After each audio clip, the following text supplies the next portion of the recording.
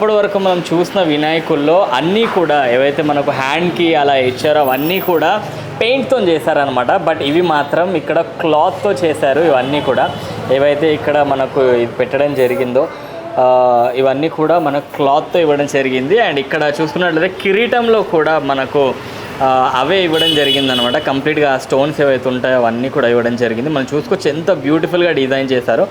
ఇందులో చాలా వరకు హ్యాండ్ మేడే ఎక్కువ ఉన్నాయి అనమాట. అంటే చేతితో చేసినవే ఎక్కువ ఉన్నాయి. వాళ్ళు కంప్లీట్గా అంటే పిఓపితో చేసి కలర్ చేయకుండా వాటిని ఒరిజినల్ కనిపించాలి అని చెప్పేసి చాలా వరకు క్లాత్తో అలా స్టిక్ చేయడం జరిగిందనమాట. ఇక్కడ చూసుకున్న ధోతికి కూడా ఈ ధోతి కూడా రియల్ ధోతి. ఇది చూసుకున్నట్లయితే మనము ఇక్కడ మీరు చూసుకోవచ్చు. ఈ ధోతి కూడా రియల్ ధోతి అనమాట.